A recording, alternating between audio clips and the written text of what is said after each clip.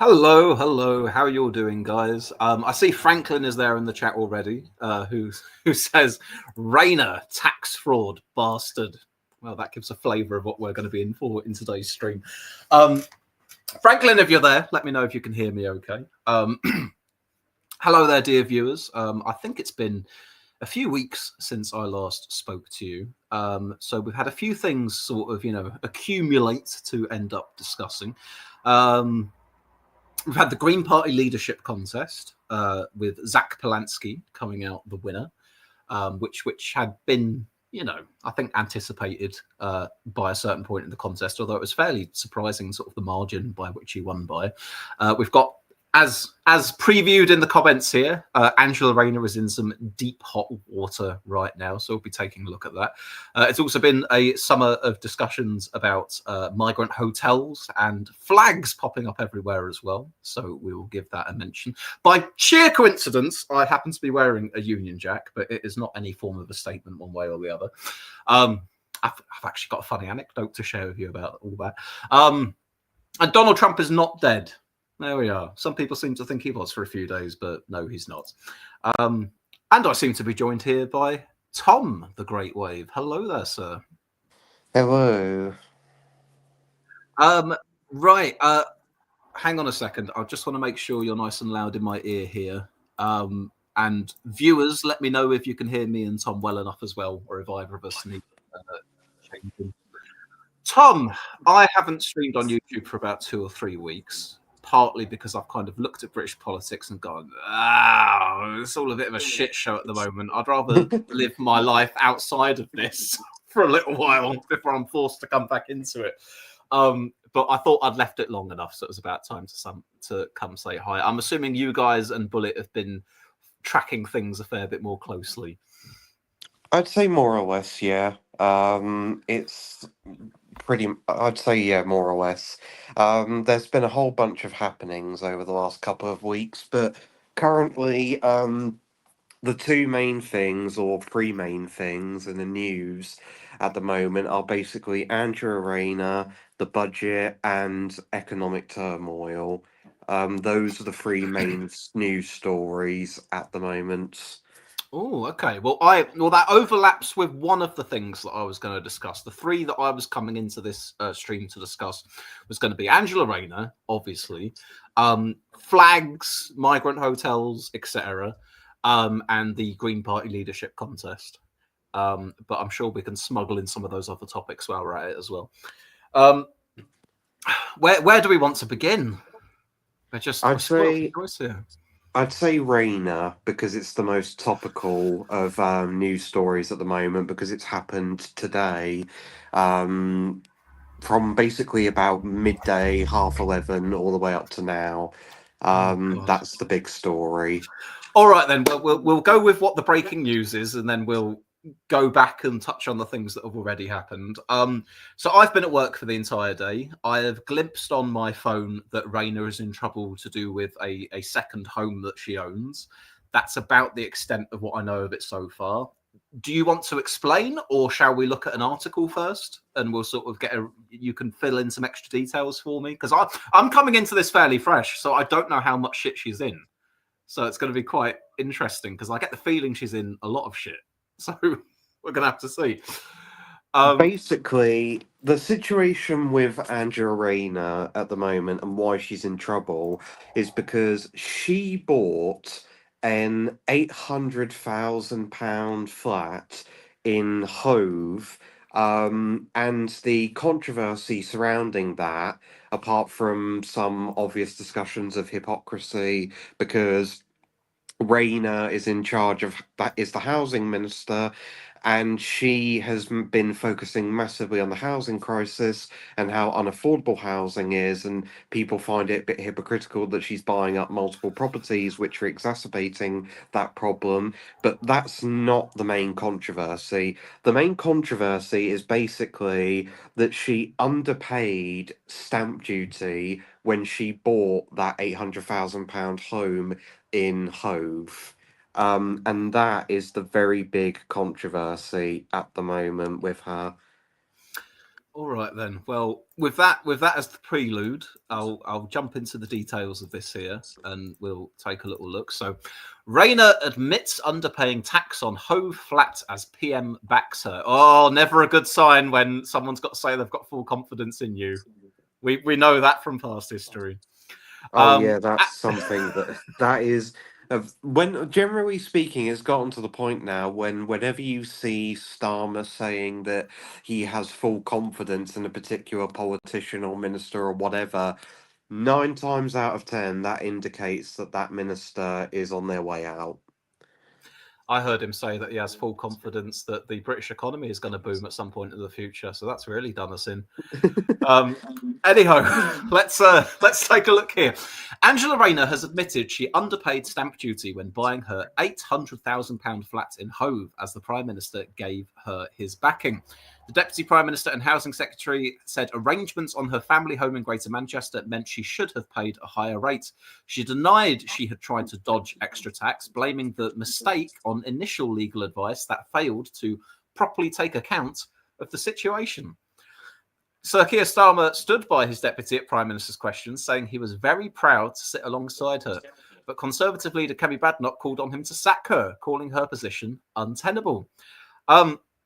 Just before we get any further, this really isn't a good time for the Labour government at the moment, where you've got Starmer about as unpopular as he's ever been. You've got Rachel Reeves, faith in her to do her job is kind of rock bottom. And now you've got Rayner, the Deputy Prime Minister, in immense amounts of hot water. There's not really anyone who's shining brightly in this government right now, I'd say. I It's would not say looking that's particularly good. I'd say, to be honest, that reason alone is why she hasn't already resigned yet. Because basically, this week, and it's not even over yet, we're only halfway through the week, has been a terrible week for the Labour Party. Yesterday, we got news that the bond yields were at 30 years highs, making borrowing effectively impossible without paying huge interest on what's borrowed, and debt payments are already a huge part of government spending as is.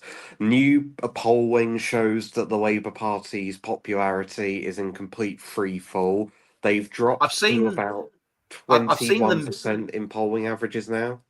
Well, I was going to say, perhaps that's the case with the averages, but I have seen individual polls where they've been maybe down to like sort of 19%, like sub 20, which was a situation kind of exclusive to the Tories in terms of being a main party doing horribly badly up until recently, and now Labour's kind of racing them down to the bottom as well.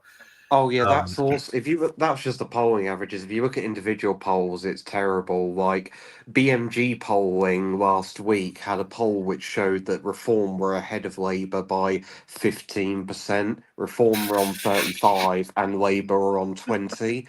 So that's bad. And when you look at government approval rating, it's horrific, to be honest. Like the last approval rating that YouGov did, which I think also came out yesterday as well, so that was a double whammy yesterday of bad news, showed that the government's approval rating is now 11% and disapproval is 70%, which, to put things into perspective as how bad that is, the US Congress is now more popular amongst the American public than the British government is amongst the British public. And the US Congress was always seen as like the baseline of how terrible polling could be because they used to always get a 13% approval rating in the US and like a 67% disapproval rating. So Starmer has now managed to outclass that, which is truly an achievement. I mean, God. I don't have the numbers to hand, but I've heard this sort of anecdotally reported within the past 2 weeks or so. But apparently, like Keir Starmer's popularity ratings or approval ratings are like lower than that of Donald Trump at the moment. Yeah, they are now. Trump's approval rating is about like 30% here, and his disapproval is about 63%. Starmer's approval is 23%, and his disapproval is 70%. So Starmer is now more unpopular than Donald Trump and the US Congress. It's getting to the Now, point now where you can't really even compare him to like American political figures, it's getting to the point now where he's comparable to like South American political figures who are internationally infamous for having ludicrously low approval ratings of like single digits. So it's getting to that point at this stage. Well, if you ever wanted proof that we don't live in a Russia or a North Korea, you've got it right here, because it's rock bottom approval ratings. I know we're pivoting episode slightly, but we brought up the polling, so I'm going to have a quick little look at that before we continue on with where we're at, because we seem to be jumping into a sort of a isn't Labour doing shit kind of vibe at the moment. So we should, Well, we this should does link into see it in this, its to be totality. fair. Right then, where can I bring this up? Have I got it here? Yeah. Okay. So here's our lovely graph that shows our latest in the. Wow, yeah. When I said that Labour were rushing down to when I said Labour were rushing down to meet the Tories, oh boy. I honestly wouldn't be surprised if after the locals next year, the Tory polling average is like 1 or 2 points higher than Labour's, because uh, it's basically a guaranteed downward trajectory unless a miracle happens for the next year at this point. Because the budget is going to go down like a bag of sick because it's massive tax rises. And then the locals is by all accounts going to be a complete disaster because the council by-elections that we get every Thursday have seen Labour lose 2/3 of their seats and 80% of seats that have been up for grabs, because we've had about 90 seats that have been up for by-elections since the locals this year. Labour have only won 10 and they've lost like 30 of their seats in those by-elections. And this is a truly, just looking at this graph alone, is a truly astonishing thing to witness. I don't think I've ever seen a situation before where an incumbent government, especially one that won a majority that big, has sunk this fast and this low. It's incredible. It I mean, truly is. Labour only need to make it. If you can see my mouse on the screen here, Labour only need to dip down to round about here or so for them to have genuinely halved their support since the general election.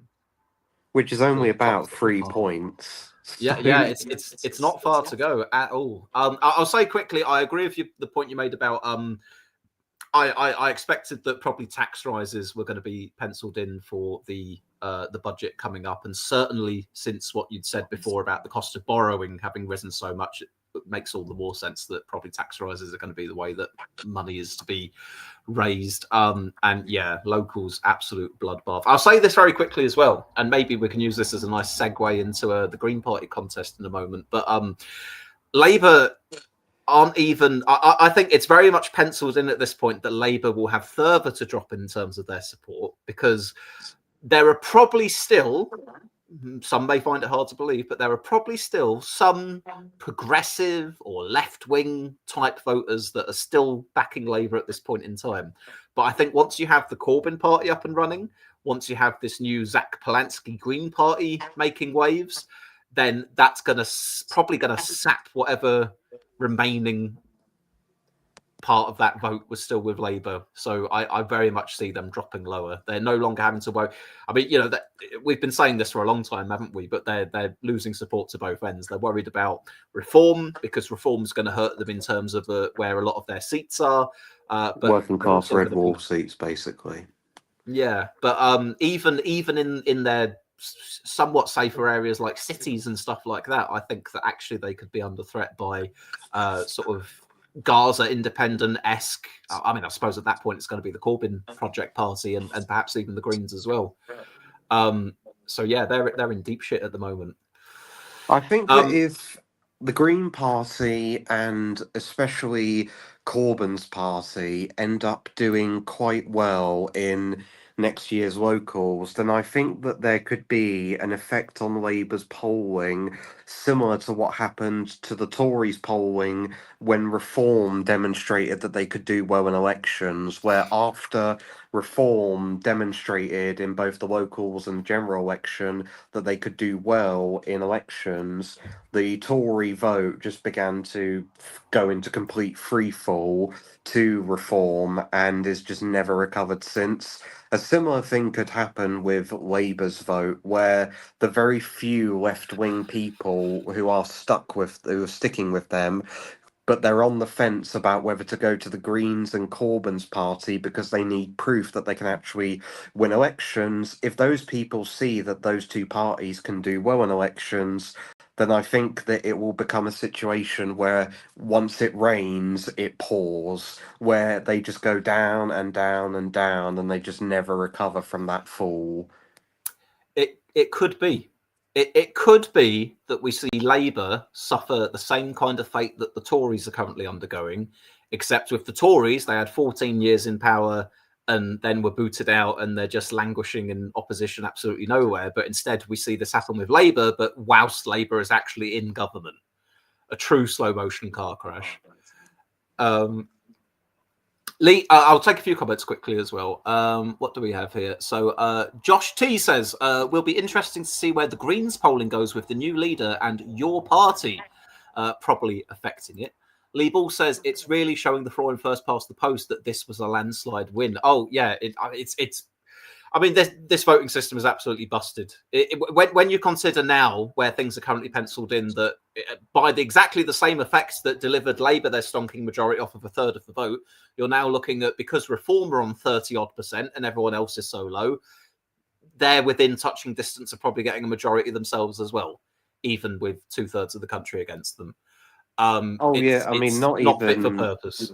not even a small majority, like a very comfortable majority, where some polls show them getting a bare minimum majority of what Boris Johnson got in 2019, and some polls even show them going as high as what Labour's majority is at the moment, by winning upwards of like 400 seats in certain polling.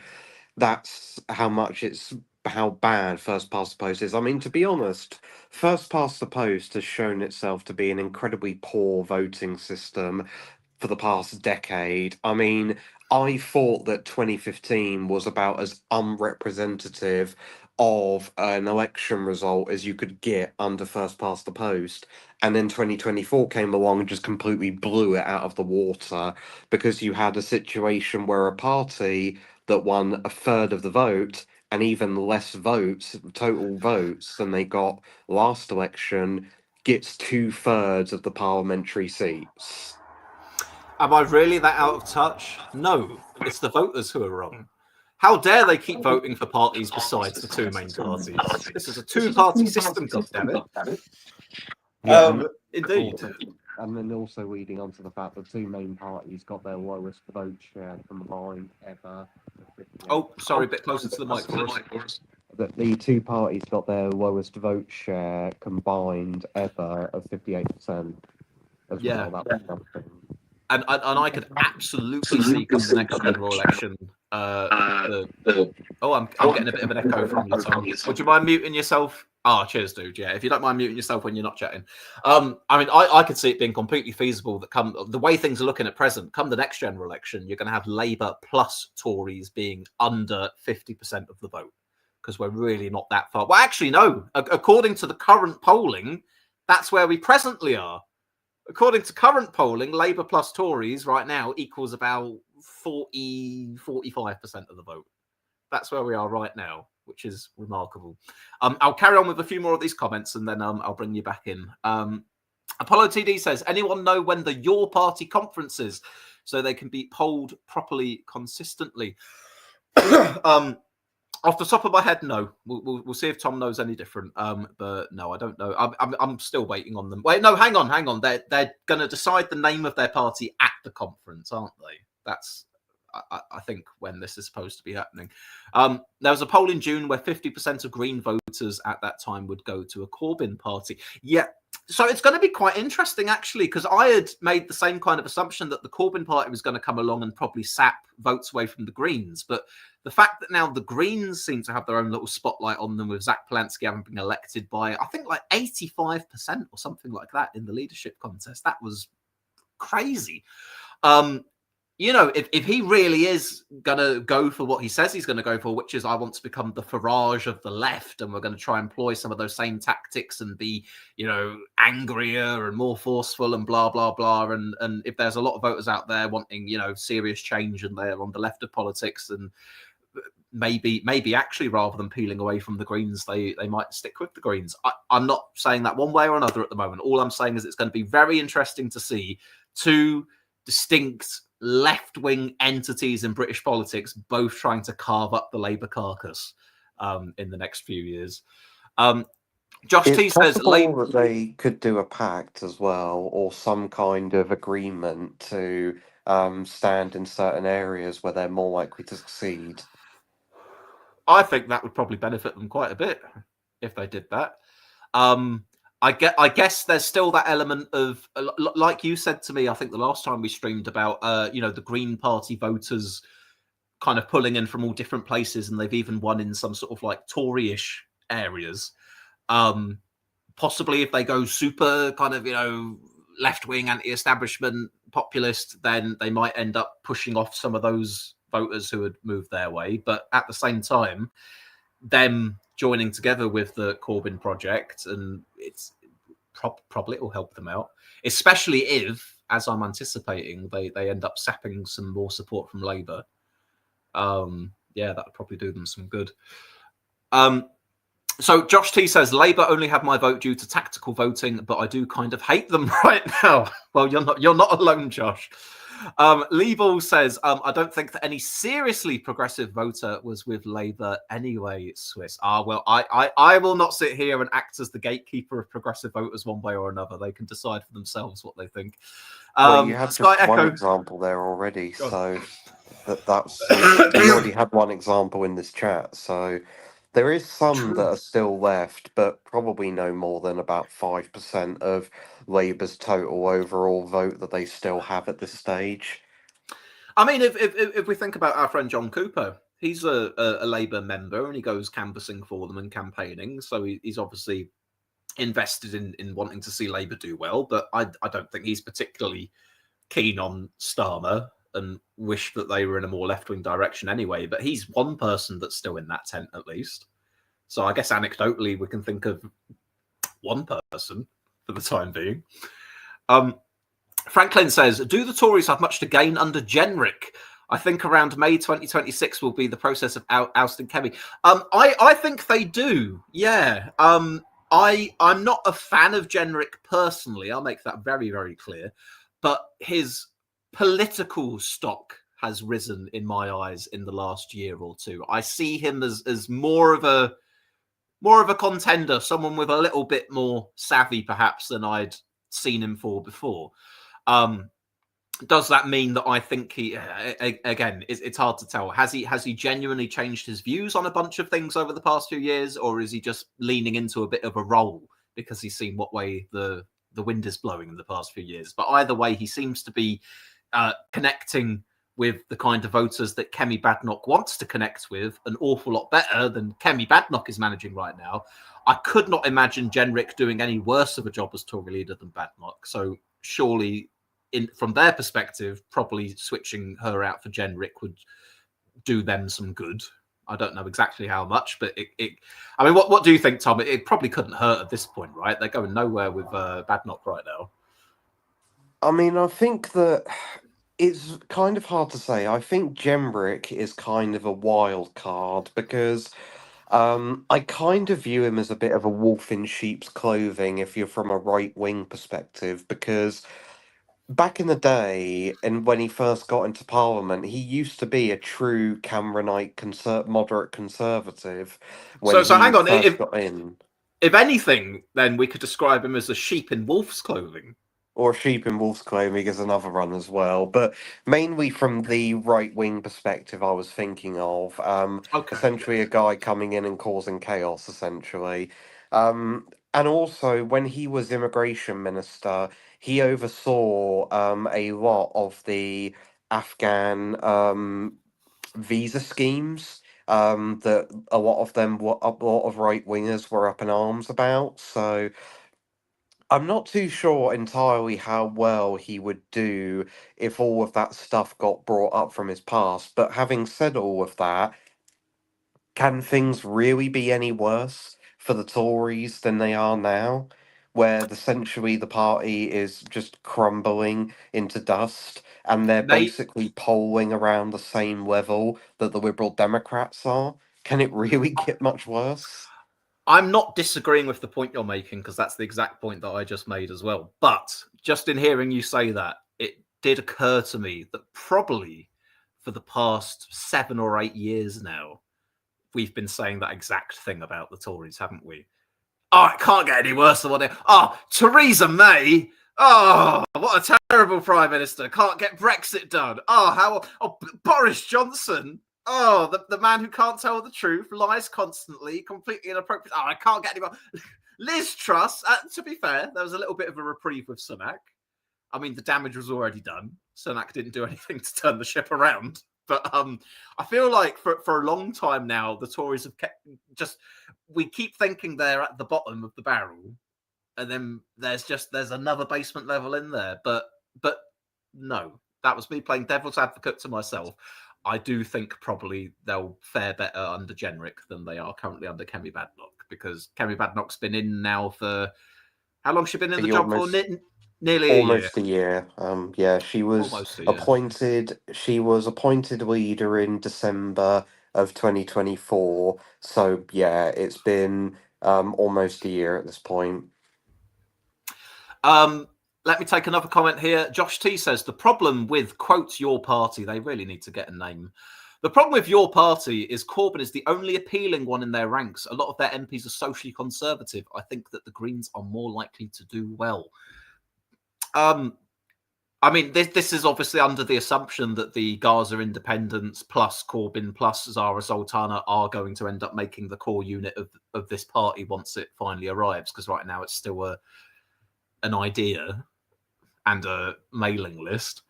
But yeah, I have heard that mentioned before, that may cause some difficulty. So Josh is suggesting that he thinks that the Greens probably being somewhat more unified on that dimension of their politics may do better. It I don't depends know. I don't upon know. which. It depends upon which way you want to look at it, really. Because if you're talking about the Corbyn party winning people who are from like metropolitan urban areas that are super socially liberal, extremely progressive, uni town areas, then yeah, your party is probably going to struggle with those types of voters. But in certain areas, I think that they could do well because they could fill a niche that hasn't been filled by any political party that exists right now, mainly appealing to the same sets of voters that the Gaza independents ended up winning over in the last election. People who are very focused on foreign policy affairs, particularly in the Middle East, people who are socially conservative, but economically fairly left wing, but there is a religious element to it mixed in as well. There's no real party that fills that void, and depending on how they want to go, it is possible that the Your Party, God, that name is so terrible, has got has the potential to fill that particular void because it isn't really being filled at the moment. But the problem with it is again, it's very niche. It would only work in a handful of cities and urban areas and would fail everywhere else if it was tried.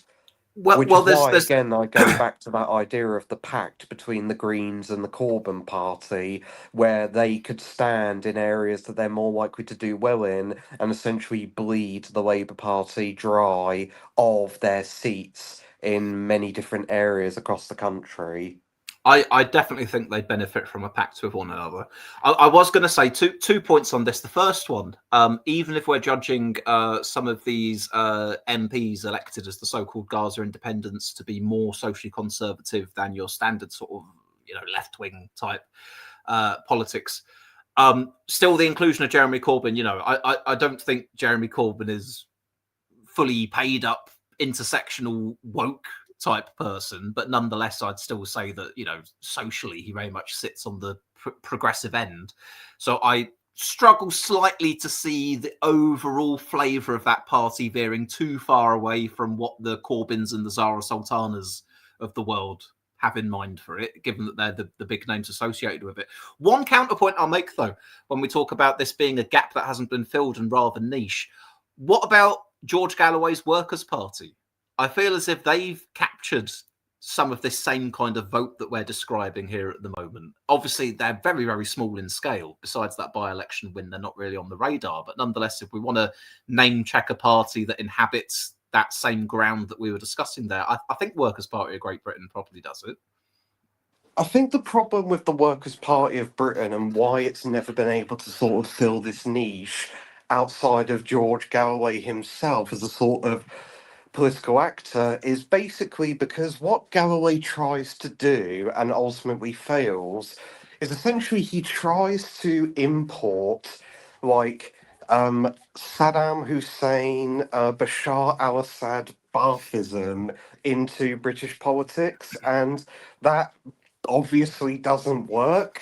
Whereas your party people could potentially fill this niche because they could essentially have a British spin to it and make it more appealing to people. Whereas George Galloway is trying to basically bring in an ideology that just doesn't have any sort of real appeal here. That's the sort of problem with the Workers' Party and why it's never really taken off. I'll read one point quickly here from Apology D, who says Galloway's party got 0.7% of the entire GE24 votes, and it didn't stand in all the seats, which, in my opinion, is a decent share, actually. As far as a minor party is regarded, one of the parties outside of what we call the main-ish parties, you know, the Greens, the Lib Dems, the SNP, Plaid, Reform, Labour, Tories, probably not forgotten anyone there. Then yeah, for them to appear on that radar just about, but obviously it's not an example of a party having broken through to any degree, if that makes enough sense. And another problem as well is that Galloway's party also attracts a whole bunch of incredibly unhinged cranks, which turns people off of it massively, because you just get people who have these deranged conspiracies that make people very adverse to voting for him and his party. Hey, listen, the World Economic Forum is operating out of Israel and it wants to turn your kids trans, and that's completely reasonable to believe. Probably. That's going to get clipped. Anyway, Workers' Party is full of weirdos, says Franklin. Workers' Party running 1,000 candidates in next year's locals. Galloway's party is the Piers Corbyn Putin Assad party. Hey, there we are. We found a way to describe it. Lovely. Let me bring us back on track a little bit here. Is there any more we want to discuss on this Rayner matter before we're done with it? Because I remembered we were talking about that about 20 minutes ago. The only thing that's really to say, that's also an added point to it, is she also submitted herself to a parliamentary ethics committee, and essentially they're going to rule over the next week whether she breached the rules or not. And if they do find out that she has breached the rules, then it's going to be interesting to see what the response is from the government and Rayner herself. Whether that basically ends up being the breaking point that she has to resign because she broke the rules. But it also could be the case that if she has been found to break the rules, that the government might stand by her because they say they don't agree with what the committee has said. That's going to be an interesting dynamic to watch to see what the outcome of that committee is when it happens. Unpopular senior members of an unpopular government standing behind another person who's done something unpopular. I don't see it going well either way. So, I mean, does this potentially, you know, scupper Rayner? Because Rayner was seen as one of those that could potentially succeed Starmer. Does this kind of add quite a significant blemish to her and therefore kind of open up the runway for basically Andy Burnham versus Wes Streeting? Or do you think she's not quite dead in the water? Does it depend? Am I jumping the gun a little bit? She's I not think it politically does dead depend yet. upon what the ethics committee rules, but if they do rule that she broke the rules, then yeah, I think that's her leadership ambitions completely ended at that point. Because the last two times this happened, it was Louise Haig and Nadeem Zahawi, I believe his name was. And the Nazim Zahawi one's quite interesting because he did a similar thing to Rayner, and I think that he was found guilty of breaking the rules, although I can't remember exactly if he was or not. And the interesting thing about this is that when that was all going on, Rayner herself said that Zahawi's position was untenable and that he needed to resign. So, oh dear. Yes, but Rayner. Oh no, but my circumstances are completely different than his circumstances. It's a totally different ballgame. Just quickly, by the way, Lee Ball, Swiss going all linen. Never say that again to me, Lee. Don't compare me with that stunningly brave, disgusting blob of the man. Franklin says we haven't even covered Trump not being dead and the St. George flag summer.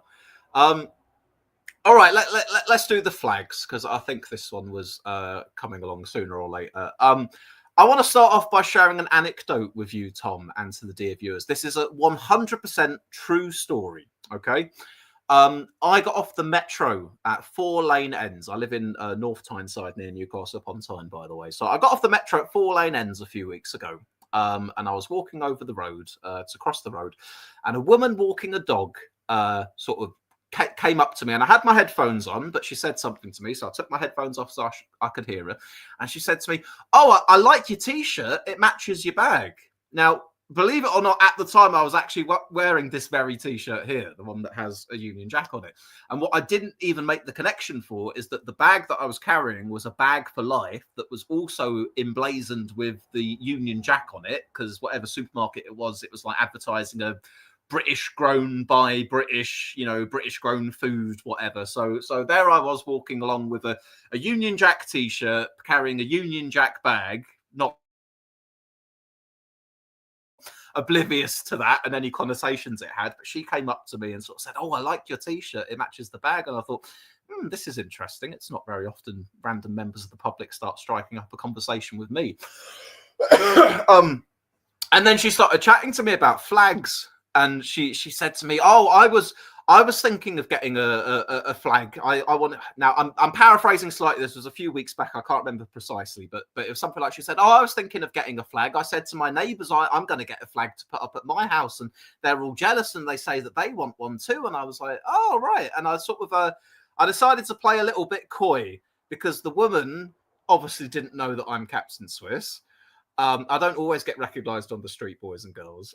So I decided to play the role of a person who knows a little bit about politics, but not very much about politics. And I kind of went, 'Oh, right, yeah, there's some stuff going on with flags in Birmingham, isn't there?' I said, with an inquisitive, puzzled look on my face. And she went, 'Oh, yes.' And then she said something to the effect of, 'You see, they let you have Ukraine flags and they let you have Gaza flags, but if you put up a Union Jack or a St. George's flag, they tear it down. So we're putting up those flags to show that we should have those flags up.' And I just kind of politely nodded and I went, 'Oh, okay.' And before I knew it, we'd somehow ended up getting onto a discussion about migrant hotels and the small boat crossings and all the rest of it. But sadly, she had to depart for Heron Foods as we walked past it. So I ended up exiting that conversation. Funnily enough, midway through the conversation, we were stopped by a man and his son. Sort of, I couldn't tell you where they were from, but both sort of quite dark skinned, and the man had an accent, and he was asking us if cars were allowed to park along the street where we were. He sort of said to us, "Excuse me, cars park," something like that. And like without missing a beat within our conversation, both of us kind of turned around to him, very friendly kind of way, and just went, "Oh yeah, mate, yeah, cars can park here. That's it." I didn't get to speak to her long enough to really drill down into what her motivating politics was and how much of it was being fed up with the immigration system and being strongly patriotic, or whether it ended up veering into anything a little bit more racist. But certainly on the face of it, it didn't seem that way. Because like I say, she had the exact same reaction to me, where it's just, oh, person asking for help, clearly not from this country, not a problem. Yeah, mate, do that, blah, blah, blah. But that interaction as a whole stood out to me, because although I'd been hearing about stuff with flags, in the news over the summer, this was the first time that it suddenly breached its way into real life for me. That, as I say, members of the public do not just randomly start talking to me. I'm a 6'1" man who's got a very determined look on his face when he's out and about doing things. And I like your flag, blah, blah, blah. And I thought, oh, then there must be something going on out there then. Yeah. And then about 2 weeks later, I saw my first St. George's cross on a roundabout. And I thought, oh, it really has arrived. It's not just in other places. It is happening, in places that I can see with my own eyes. So anyway, that was a very long-winded anecdote there, but that was my way of leading us into this discussion of the facts that, yes, these St. George's flags are being hung off of lampposts. They're being painted onto roundabouts, onto all kinds of parts of crossings and stuff. The exact background of the story, and Tom, I'm sure you know the details of this probably better than I. It was to do with a council in Birmingham that I think people had put up flags on some lampposts and they were taking them down because it wasn't sort of regulation. It's not health and safety compliant to have these flags up or whatever. But then that kind of spawned a pushback kind of thing where people were then deliberately putting these flags everywhere, basically, as sort of like a push to kind of say, oh, we're going to display our flags and we'll feel strongly about this. We're patriotic, yada, yada, yada. And I want to be very clear before we get into this discussion any further, because on the one hand, I certainly do not want to conflate the use of our flags, either the English flag or the British flag, with the far right or racism, because I think that those two things are not synonymous with one another. That's fair enough for me to state. But then secondly, also, I have also seen reports of things like graffiti being sprayed on like a Chinese takeaway where, various messages to the effect of go away, go home. And then they've also adorned that graffiti with an England flag alongside it as well. So I don't think that these two things can be completely separated from each other either. But I suppose what I'm attempting to say is that there will be some people who have been participating in this with relatively good intentions, and then there are also going to be people who are seeing this as sort of like a supercharged kind of, get the immigrants out, put the flags up, our boy Tommy, etc. Anyway, Tom, not to be confused with Tommy, your thoughts on the flag summer? Yeah, it's a very weird, sort of jarring phenomenon in a lot of ways, because I had never seen anything like this. And basically until the Euros matches happen or the World Cup happens. Because what you sort of have, I've seen a lot of these flags in my local area. In fact, there's one street near the sort of seafront area where the whole street is completely covered in St. George's flags, on every single lamppost. And a lot of them are not even like proper flags. What's happened a lot of the time is they've got on a white cloth and put a red cross on it and then hung it up on the lamppost. That's what quite a few of them have done. There's also the fact that anything that is sort of like a white background, whether it's a white square or a white circle, has also just had a red cross painted on it, as well. So you see a situation where you have mini roundabouts, that have just got a massive red cross on them because someone's painted it over. It's a very jarring phenomenon because this basically never happened before here outside of football events, and that was basically it. So it's a very strange thing to see happen It reminds me in a lot of ways, of Northern Ireland, in particular the royalist parts of Northern Ireland, where when you go there, you see a thing that's very similar to this, where there's just loads of Union Jacks everywhere. Um, that's what this sort of reminded me of when I saw it all began. If anything, this has made me now feel self-conscious about going out wearing a t-shirt with a flag on it, because I now think to myself, does someone else see this and think I'm making some kind of a political statement by the fact that I'm doing that? And it's not. I have a number of t-shirts in my rotation. One of them has a Union Jack on it. I appreciate we're mainly talking about St George's Cross in most of these examples, but you know, funnily enough, actually, what happened with me and that lady that chatted to me after I got off the metro, I told that to a friend of mine who lives up here, who shall remain nameless. But what they had said, funnily enough, is that the first time they saw me wearing my t-shirt with a Union Jack on it, internally they thought, oh, what's going on here? Has he suddenly taken some kind of a right-wing turn? And I was genuinely really surprised to hear that. Now, this friend of mine sort of like very left-wing anyway, so I think they probably fall into that camp of someone who's suspicious of any of our national flags, automatically assuming it's some kind of a dog whistle or a racist connotation, which isn't a view that I fully share either. But nonetheless, I found that really, really interesting that in the space of a few days, I suddenly had my eyes open to, like, some woman comes and chats to me because she thinks I'm some fellow traveller who's on the flag bandwagon. And then a friend of mine I've known for a while says, oh, yeah, I had some thoughts about you wearing a flag a while back. And I'm like, oh, my God.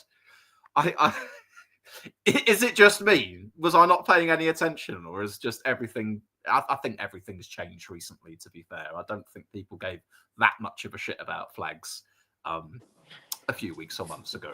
Flag association is really something that depends greatly upon country to country.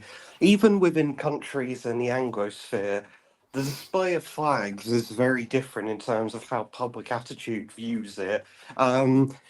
In Canada, for example, waving a flag is basically extremely common there amongst all political groups. Even left wing and liberal Canadians at political rallies of, say, the New Democratic Party or even the Liberal Party of Canada, when you go to those sort of rallies, you'll see Canadian flags basically everywhere. And you'll see oftentimes just a sea of red maple leaf flags wherever you go in those sort of political rallies. Whereas in the US and the UK, it's almost always the right wing that will display the American flag and the Union Jack at their events. So it's a very sort of interesting contrast as how countries will view the display of flags and why that is. Hmm. What about Europe? What about countries like France, Germany, etc.? What are they like with flags? Germany is basically similar to the UK in regards to their flags. With good reason. But, With good reason, we ought to add. but Nonetheless, carry even on. more strict about it because even the CDU is a lot more skeptical of waving the German flag. Whereas AFD are like not at all and just complete out and proud about it. France is a bit of a mixed bag. The Popular Because Front. I was just going to say quickly, I mean, maybe I'm totally off the mark here, but I'm just thinking gut instinct. I could imagine French lefties waving flags. I could imagine it. Or am I It's just, sort you of know? it's sort of a bit mixed. Within the Popular Front, which is the sort of left wing bloc of parties in France, it's a very mixed bag. Some of them waive it, some of them don't, but it's not massively controversial if they do or don't. Whereas all other groups, Macron's party, the Conservatives, and the right wing, they wave the French flag without any care at all, really. Um, and in Spain, it's also a case of it being completely universal there as well. All political groupings will wave Spanish flags, including left wing ones. The only ones who don't in Spain are obviously the Catalan and Basque nationalists. But with the exception of them, everybody in Spain will wave the Spanish flag without much care. So it's Um, again, it's a very mixed picture as to how people view the waving of flags within their country. Now, the response to this from Labour in the past week or two, I think Yvette Cooper, I think it was Yvette Cooper not long ago, basically said something like, well actually, no, I think all of these senior Labour politicians have been like, tumbling over themselves to declare how many flags they've got on their property. I'm sure like one of them's been like, oh yes, I've got a flag in my shed out in the garden. And oh yes, I've got one in my garage that I often display for one reason. It's a bit like, do you remember, it was years back now, but when it was Cameron and Osborne, do you remember the whole pasty tax thing? Like there Oh was a big yes, controversy I about remember that. you remember it when it was like hot prepared pastry foods or whatever was going to be taxed extra, and then for a period of time in politics, all of these senior politicians are being asked like, when was the last time you went to Greg's? How often do you enjoy a sausage roll or a pasty? And they're all going, oh yes, I often go to this bakery establishment to enjoy. They were all doing that, and I feel like we've had the same off of Labour. But I will say that I think Yvette Cooper has kind of come out and basically said something like, yes, there's absolutely nothing wrong with flying flags and doing all this, that, and the other. It's fair enough. Go for it. Blah blah blah. And I suppose at the very least they're trying not to be in direct opposition to this. I've not framed that very well, have I? But they don't want to be seen as opponents of our own national flags, do they? They do not want to be pigeonholed into that position. So they've done their best to try and avoid that at all costs. As far as my personal views on this stuff go, by the way, I think that the act of hanging some flags off of some lampposts or whatever is pretty harmless. I'm not sure if I approve of people drawing like flags and shit onto, road traffic markings. But to be honest, that's not really exclusive to flags. I didn't really approve of it when people changed road crossings to be like the LGBT rainbow flag. I wouldn't approve of people going and graffitiing over road traffic things on the road with anything. Basically, leave all of that stuff out of it. Just put some nice flags up somewhere if you want to. Hang it on your property. It also tends to encourage further graffiti when you do that, because one image that I saw had a mini roundabout that had a red cross in the middle of it, but somebody had basically drawn up a grid and did a little noughts and crosses game in one of the flag corners. So it tends to encourage further graffiti as well when you do that. So I'm generally not on board with it. I saw one interesting comment where it was an individual who was very, very against these St. George's flags being put over all these places. And then what they suggested was to paint over the St. George's flags on these roundabouts and crossings with images of war remembrance poppies instead. And their rationale was that if the people that were putting these flags out were indeed far-right headbangers, then the one thing they would accept covering up the St. George's Cross would be a remembrance poppy, because they'd see it as sacrilege to try and then graffiti back over that with something else. And at that point, I closed my laptop and I said, this has gone too far. I'm not thinking about flags anymore. But yeah, that's been an interesting little happening of the summer, hasn't it? It has been. Another quick thing as well about flags in Europe as well is that one country I think. Yes, go on. I'll let you make your point, but I was just going to say I remember that we've spent all this time talking about the flags. We didn't actually talk about the migrant hotels, which is probably the other important thing related to this kind of larger discussion. But say what you're going to say first. Yeah, the main thing I was going to say is the country which I think has had the most interesting view of its flag over time is probably Ireland, because Ireland was quite similar to Spain, where it used to be a completely universal thing across the political spectrum to wave the Irish tricolour. But in the past few years, it's become a situation where it's slowly shifting to be a bit more like England, where it's more of a thing that the right wing does and the left wing doesn't do it as much as they used to anymore. They still do it, especially people who are members of Sinn Féin do it quite a lot, but it's not as prominent as it used to be in the past. So it's a gradual shift over time there, which I think is interesting. Thank you for that. I'll say what I was going to say quickly then on the migrant hotel situation as well. And again, correct me if I'm missing any key details of this, but I think there was a challenge by a council to say that they didn't want a particular hotel within their area to be used to house people who come over the channel on small boats, and then that I think at first the court had agreed with them on that. But then that spawned a bunch of other councils saying, well, hang on a minute, if they can oppose it, we want to oppose it as well, because, it's various reasons for it. But anyway, we want to oppose it as well. But then it was taken to a high court or something, and then the ruling was reversed. So the government, obviously the government's position on it versus that of the local council's position on it was the one that prevailed. But just discussing this again for a moment as well.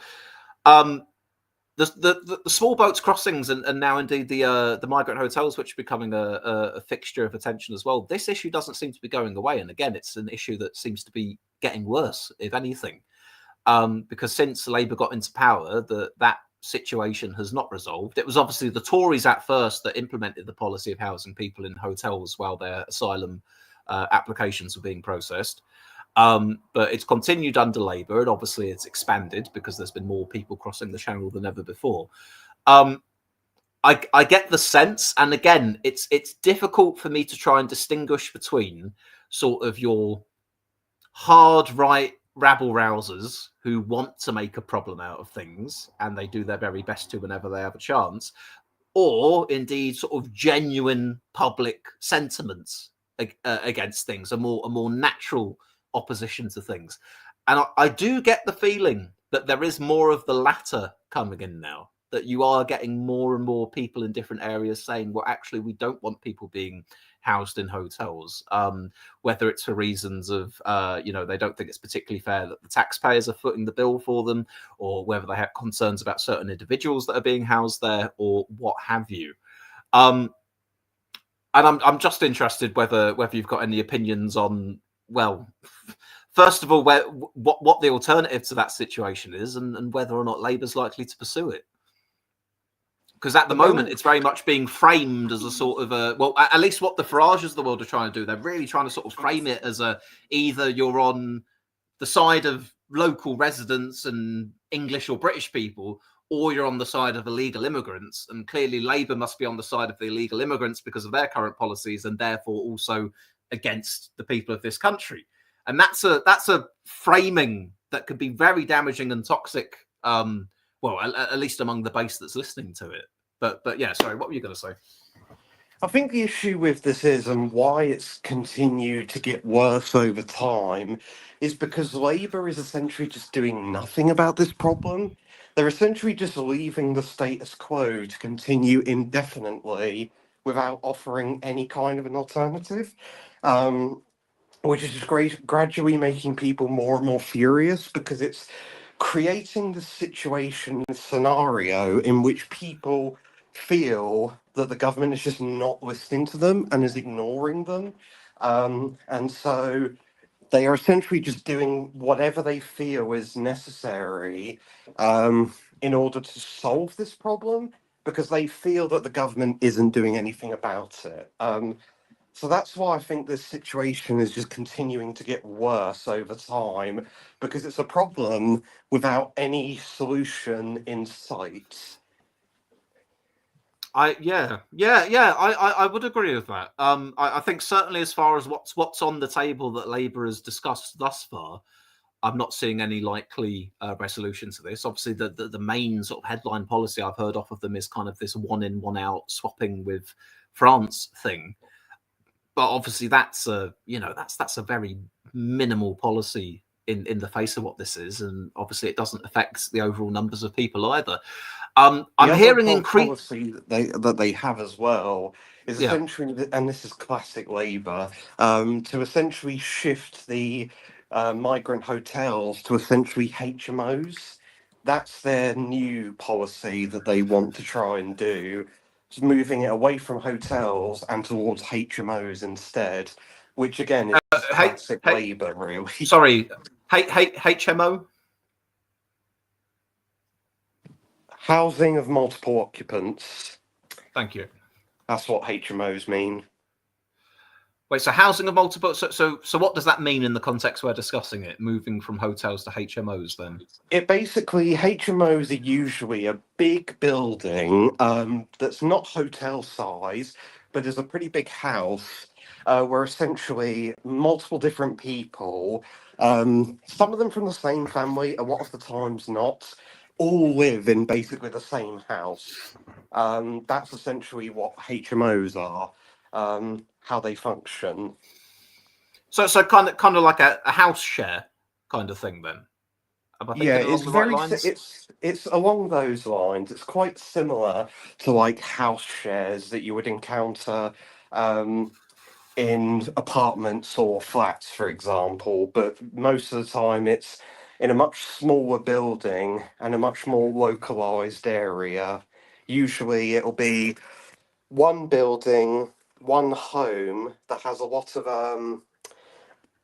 occupants living in one building, whereas a flat is usually like a single tower block that's separated then across a local area. I want to read a comment I had a little bit earlier from Apollo TD, which I found quite interesting back when we were talking about flags. He said, I think the flag debacle has actually moved attention on the right from hotels to the flags. Many on the right are sceptical of the Tories stroke Lib Dems pushing this flag thing to distract from the boats. I've not heard that perspective before, but then again, I'm not exactly plugged into the online right also closely either. But it's interesting that that's something that Apollo's picked up on there. I want to read one from Lee Hallam as well, who's managed to catch us live. Hello there, Lee. Says the Home Office argument in court was literally that the migrants' rights are more important than the resident safety concerns. They said the quiet part out loud. Political disaster for them. I think I hadn't heard it spelled out in quite that way, but I had seen a clip of an interview where a government minister was asked basically, do you agree with the ruling to say that their rights are more important or something? And they were doing cartwheels over themselves to try and answer that question. They were really struggling with that one. Yeah, it's a problem that needs resolving, and currently it's not being resolved. And putting it within context, I think recently I heard that the illegal immigration into the country is something like around 3% of the total level of migration into the country. So that point being made to sort of emphasize what a small amount this problem is in regards to the total amount of migration. But then again, it's also worth mentioning that the overall level of migration that we have in this country, kind of post Boris Johnson, is vastly, vastly higher than it was back 10, 15 years ago. To an order of, I mean, I'm sure, again, plucking numbers out the air here, but I think 10, 15 years ago, we were talking in the realm of sort of 100,000, 200,000, 300,000 a year. And now we're looking very much up between sort of 500,000 and a million kind of area, right? So as much as you could say, oh, it's a very small proportion, it's nonetheless, it's a small chunk of the pie, but the pie itself has grown massively also. What was the other point I was going to make? There's something else I was going to say. Oh, right, this was it. Leaving the European Court of Human Rights. This is the silver bullet that I keep hearing being discussed as far as this problem is concerned. The idea of that we tear up our obligations to that internationally, because that's the thing that's sort of shackling us to this set of rules that say that there's a certain process you need to follow when a person comes here to claim asylum. If you ditch that, then essentially you're free to conduct your immigration policy in a way that you see fit. I think Jack Straw, former, obviously, big Labour beast, had recently said that he actually supports that move. He might be the first person I've heard say that, aside from Reform or Tory type people. What have you heard about that in terms of, how viable it would be to solve the problem, whether it's throwing the baby out with the bathwater? What's your take on the ECHR? Well, the thing about the ECHR is that it's something that you is really supposedly binding, but also not at the same time, because if you don't follow it, then what happens is you just get a fine essentially, and you just like have to pay a fine, or you choose not to. Um, Russia used to be a part of the ECHR up until the Russian invasion of Ukraine, and in 2017 they were fined a certain number of euros. I don't remember how much the money was, but basically they were fined because 12 years before that ruling, there was a hostage situation that took place in southern Russia, in a school, and the Russian security forces severely mismanaged the hostage situation and ended up killing about a third of the overall hostages that were taken, and basically didn't do much of anything to try and save the hostages. And so the ECHR fined Russia and the Russian government a certain number of euros for failing to take necessary steps in order to protect civilian lives during that siege. The Russian government disagreed with the court's ruling and openly said, "We're not going to pay the fine. Like, we don't agree with the ruling, we don't care what it says, and we're not going to pay the fine." And every time the ECHR said, "Please pay it," they said no every single time. So there isn't really anything that can be done in that sort of situation, but which makes me wonder why you would want to leave it in the first place. As for the whole idea of it being a silver bullet, well, every time right wingers say there's a silver bullet for immigration, the problem is almost made worse significantly when that solution is actually done. Like, I remember when they were telling us that Brexit would be the silver bullet to immigration, and immigration has shot through the roof since Brexit happened. So. I'm at the point now whenever I see somebody on the political right in Britain advocate for a particular silver bullet towards immigration, I always go, you said this about Brexit. Immigration tripled under a post Brexit Britain, so why should I expect anything to be different this time around? Probably not going to support your idea. That's the approach I now take at this stage, because they're consistently wrong every single time, and why should I expect anything to be different this time? I'm I'm for the time being, I'm considering myself agnostic on this ECHR question, simply because I don't feel that I'm well informed enough about the, you know, what it actually entails and what the consequences of leaving it would end up being. But I certainly think that at the very least and maybe this doesn't even all pertain to the ECHR. Maybe this is other international treaties we've signed up to over the years. But would you mute yourself for a second for me, just because I was getting a little echo? Thank you. But at the very least, I see the situation as it is currently, and the fact that you've got many thousands of people crossing over on the small boats without documentation because they've ditched it, because then it's harder to say where they've come from or who they are or whatever.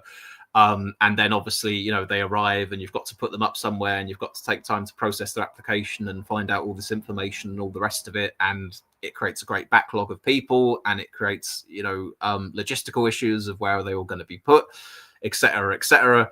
There comes a point where you do have to think, well, the set of rules that we're currently following for this, whatever the framework that we've been following thus far for this, obviously, whenever these rules were first instigated, when it first said, right, this is the way that you process asylum requests or whatever, it obviously hadn't anticipated this kind of situation occurring. I think it was a much more, I don't think we had anything of this kind of a scale, further back into the past, really. So the question then is, is the current framework that we're following for this kind of situation actually fit for purpose for what the situation is? Should it be possible to be able to conjure up some kind of a deal where you can turn people back to the country that they, say, for obviously you need the French to comply for that, or whether they can arrive and you can say, no, you've arrived here illegally, you've got to be sent, elsewhere or whatever. I mean, I think Farage recently had sort of said, "Oh yes, we'd send them all back wherever," and then he was kind of asked, "Well, even if it was war-torn countries, and would it be women and children and blah blah blah?" And then it started getting a little bit more, tricky. But all I can say from my position where I'm sitting currently is that the current situation doesn't appear tenable, and something needs to change about it. But ideally, I would like the solution not to be something kind of horribly Donald Trump-esque, send everyone to a big chain link detention center or to some horrible prison in some other country or whatever. I'd kind of like I'd like a real solution to the issue without us seeming a bit, horrible in the process. I think Is that a reasonable hope? Another comparison that people often draw, this is more obscure because not a lot of people know it, but the other comparison would be Iran and Pakistan's treatment of Afghan refugees in their border. And basically, what happened with that is that recently, over the past year, Iran and Pakistan were hosting multiple millions of Afghan refugees, mostly women and children, who fled the country after the Taliban took control of it.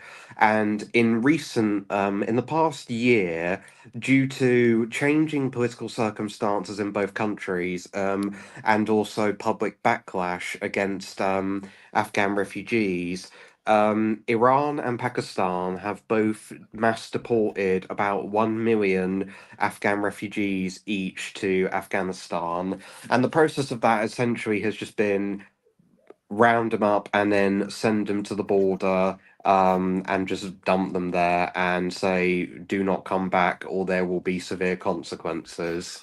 That's essentially what those two countries have done with migration. And there has been predictably a lot of very bad things that have come about as a result of those two things. You basically now have a humanitarian crisis on the Iranian Afghan border and the Pakistan Afghan border as well as a result of this policy. I just want to add a couple of points here on Brexit as well. Apologity says, well, you can't blame Brexit on migration increasing, lol, just Boris Johnson. Boris Johnson would have increased migration if we were still in the EU. Nothing to do with Brexit. Lee Hallam adds, Brexit stopped free movement from Europe, which before was the bulk of immigration. It was a deliberate act by Boris Johnson to up non-European immigration. The control wasn't changed by Brexit. I will just add to that point that, yes, Brexit, the act of Brexit, the act of leaving the European Union, whatever, indeed gave us greater control over our own country's immigration policy.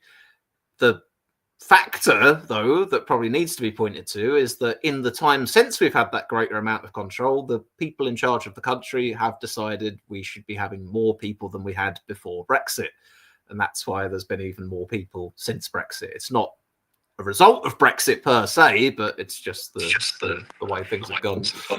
Well, the problem with this is that what people who make this argument don't seem to take into account that many of the illegal migrants that have come over, when they've been interviewed by media, they've openly said that Brexit made Britain a more attractive place to go to rather than France or Germany, because with France and Germany, there was essentially the concern that there would be multiple places that they could be deported to because of a European-wide effort to crack down on immigration, plus the fact that the European Union itself has set up migration centres in countries like Morocco and Tunisia in order to deal with migrant inflows, whereas Britain is not part of any of this. And so once they come here, they basically can't leave. Plus the fact that the legal system here is significantly stronger than it is in France and in Germany because of differences between common law and Napoleonic law, which is much more focused on protecting individual rights than collective rights. So I don't really buy that argument at all. Plus the fact that when you look at immigration in countries like France and Germany in the past year or so, migration has significantly decreased in France, in Sweden, in Denmark, in Germany, in Spain, and so on and so forth. Whereas in Britain, it's continued to go up, and when it has dropped, it remains at double the level it was pre-Brexit. So I Okay, well, don't really buy that argument. that's an interesting point because I hadn't heard about that being sort of a motivation of people who had been coming over, or indeed the different way that they were doing things in the EU. I hadn't been aware of that, so Oh, and that's one more fair enough. thing I just But I wanted to will. add. Oh, no, fair enough. But I will say very quickly though that the fundamental point about Brexit itself having given us as a country greater control over our immigration, and at least as far as legal immigration is concerned, it's the leaders that have chosen to do that. I think that still stands fair enough. Well, But the other thing I was also going to say is the other problem with Brexit as well is that we're no longer a part of the Dublin Agreement, and what that is that was an agreement where basically if you claim asylum in one EU state, you're not allowed to leave to go to another EU state. You have to stay in the EU state that you claimed asylum in. see, here's the thing, right? Oh, would you mute yourself again for us? Sorry, I'm getting that echo. Thank you. Our country, as it currently stands, is a bit shit. And I know that's a very unpatriotic thing to say, especially with all the discussion of flags earlier on. But I think the average man or woman on the street that you speak to would probably agree. Things are not going as well as we feel that they ought to be. Things are not working as well as we feel that they ought to be. It feels as if we're certainly in more of a decline than an ascent. We can put it that way. From the perspective of someone who's from another part of the world who wants to come and make a better life for themselves and is willing to travel thousands of miles in order to do that, what is it about the United Kingdom that makes it such a tantalizing end goal? Because if it was me, off the top of my head, I'd be thinking, I want to go to Norway or somewhere like, I'd go to Norway. Norway's a pretty nice country. People seem to be pretty happy. They seem to have a pretty good quality of life in Norway. Why would people pick the UK? I'll keep in mind when they have already been in Germany and France and wherever else. Why is here the end destination when there are all those other options? English language speaking ability. A lot of migrants who come here are usually from either former British colonies or they've had exposure to English language education growing up, and so they're much more able to integrate into the society than they would in, say, somewhere like Finland or Norway, where they have to learn Norwegian or Finnish, which are difficult languages to learn, and not spoken by anybody really outside of those places. There's also the fact that the welfare state is more generous towards those sort of people than it is in Finland and Norway, particularly immigration, because welfare state provisions, while they are on average more generous in Finland and Norway than they are here, they only apply to citizens or permanent residents. Whereas That's here, probably that's yeah. not really That's the case. that's probably the key point then, because off the top of my head, I was thinking, those lovely Nordic social democratic-y type countries, they're totally the place that I'd want to live. But that's a very fair point. If actually the conditions, as far as the policies that our government implements, are more favourable towards people who come here to claim asylum here than it would be in the equivalent country over there, then that probably makes more sense why they'd come over here. And again, yes, sort of the English lingua franca factor as well. Let me take a few comments here from the chat. The other thing, but there's also some other things I wanted to add, which adds to the attractiveness of Britain compared to other European states. There's also the fact we have the gig economy makes things a lot easier for people to get providing much in the way of identification to do it. So it's pretty fairly easy to get involved in like Deliveroo or Uber Eats and make a living that way, as you don't really need much of anything apart from a bike, a bag, and a phone to do it. there's also the legal system as well.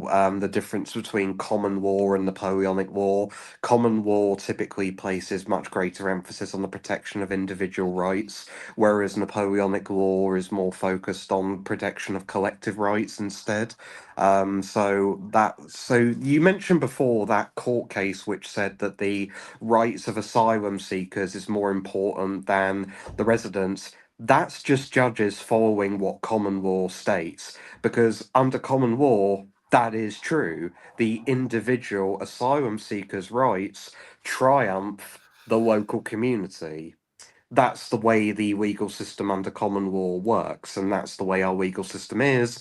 And so asylum seekers feel much more protected under a common law legal system because they know that the legal system is much more willing to protect individual rights than it is collective rights. So all these factors come together to make Britain a significantly more attractive country compared to other European countries, and the lack of any kind of collective migration agreements with Europe means that deporting people to other European countries is much more difficult to do when it happens.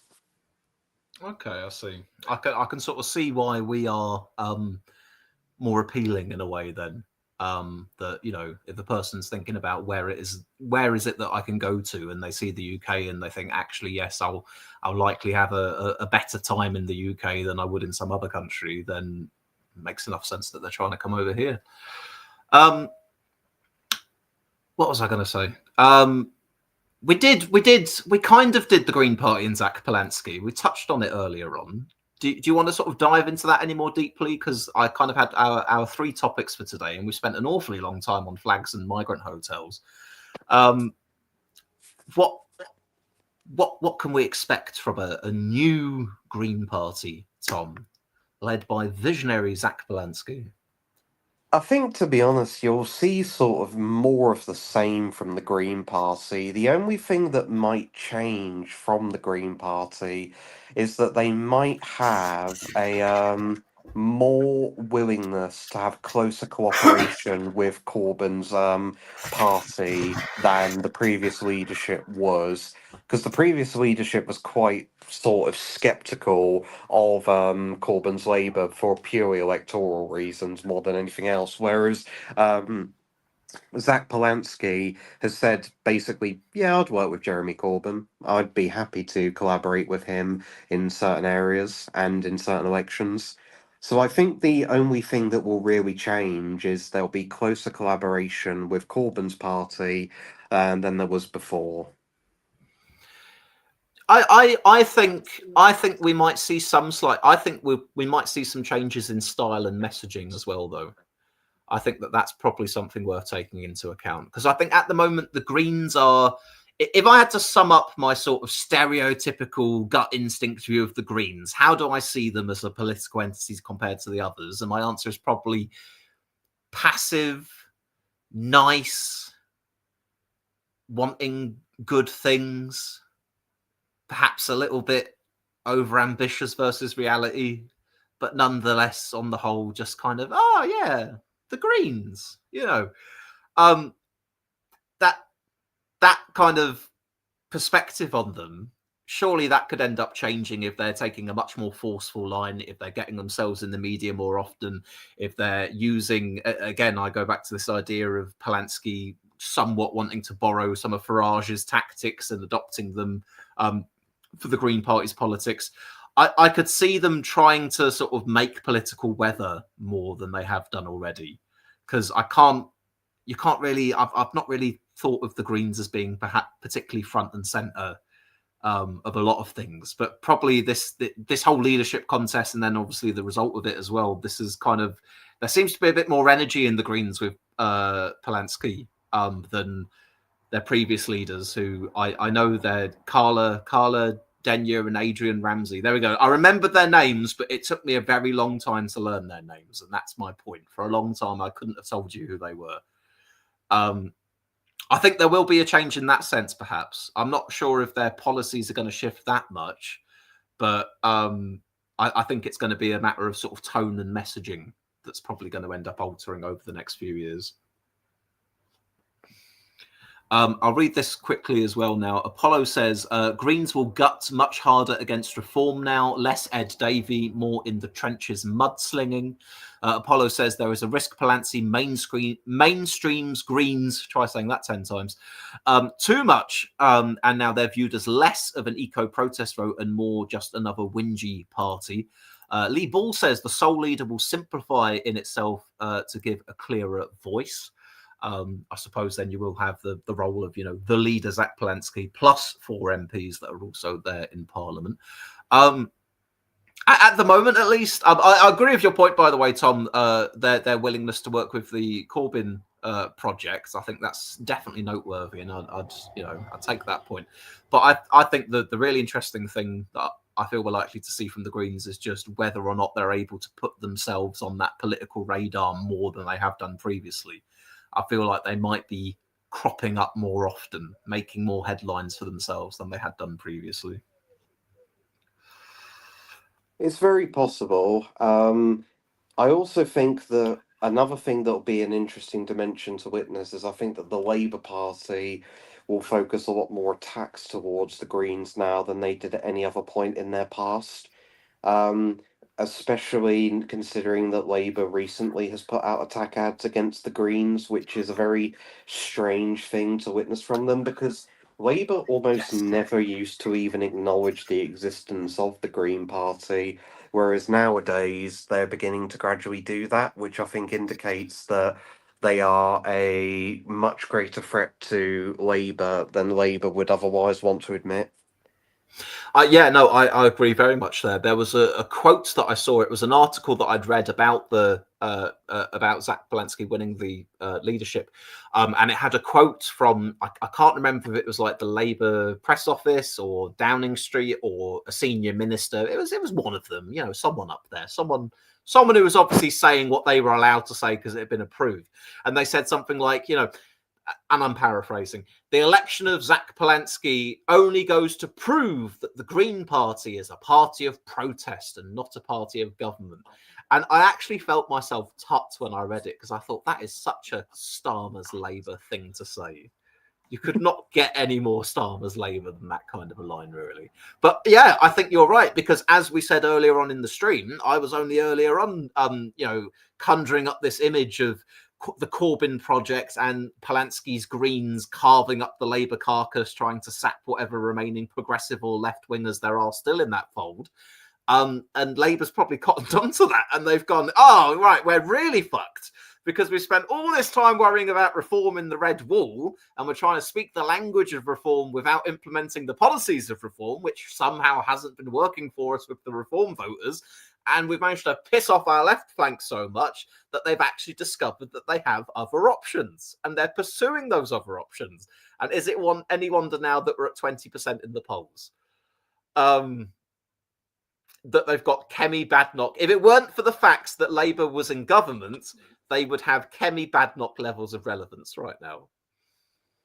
I mean, pretty much, and that seems to be something they don't realise, but this is the good old bit of genius from Morgan McSweeney, the electoral mastermind behind Labour, who has managed to completely sink the party's approval rating in record time.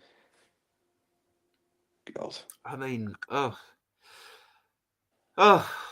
Labour. When I saw that Angela Rayner thing today, my first reaction was just, oh shit, really? Come on. I didn't even know the details of it then, but I just went, oh, another thing, another stupid thing that one of them's done, which has got them in hot water. When a Labour got into office, Tom, I wanted them to succeed. After 14 years of Tory government, I was ready for a Labour government. Even if Starmer wasn't exactly what I was after, I still thought that they'd do better. Naively. I will admit, you poo-pooed Starmer's Labour from the off. You were negative on them even when I was willing to be cautiously optimistic. I will give you the credit there. You were correct. So, there you go. I did say that the very day the general election was called that they would be a one-term government, and everything that I'm seeing right now is slowly but steadily heading in that direction. I'm basically of the firm opinion now that the only man who can save Labour from electoral oblivion, similar to what Rishi Sunak did to the Tory party, is basically Andy Burnham. And even then, I'm not sure even he can get Labour a majority at the next election. I think he can very easily get them to be largest party and get them into government again. But that's basically it. Like everybody else is essentially just varying degrees of disaster and car crash. If they stick with I Starmer, it's getting to the point where if they stick with Starmer, Reeves, and McSweeney, they're probably going to get less than 100 seats at the next election because of how badly it's going for them. But even if they go with somebody like Rayner or Wes Streeting, they'll probably get John Major 1997 numbers with the way it's going. So it's it's just because the talent that they've got is so bad on so many levels. can I've you just can never you seen a government devoid of talent in the way that this one is. can you call it talent when there isn't any? When you say the talent that they've got is so poor, surely we shouldn't even call it talent. We should come up with a different word for the absence of such a thing.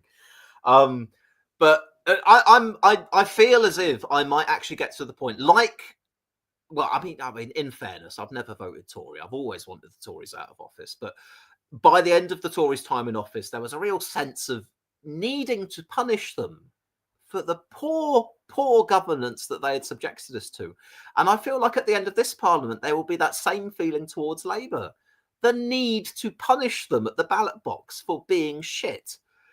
And I think I will probably also feel that about them. At the moment, I've still got this thought in my mind, would I tactically vote Labour to keep reform out? And I don't know the answer to that. And that's maybe a strange thing, because I think if you'd asked me that a year or two ago, I probably would have held my nose and said, yeah, all right then, vote Labour to block reform. But if it strays into that territory of no, Labour needs to be punished for being shit, then that vote will be withheld from them, obviously.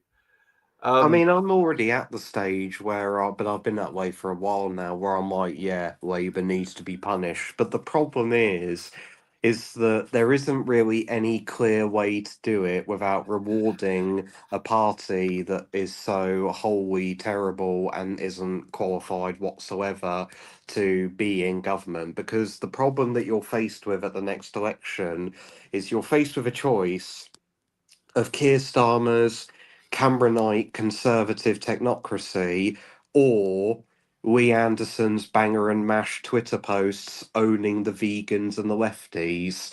And it's like, what a swell choice that is. I might just end up voting a Lib Dem again. I might just choose to sit the election out once more and say, go on, give on to the Lib Dems. They won't win in my seat anyway. Harmless. I've done no damage this time round once more.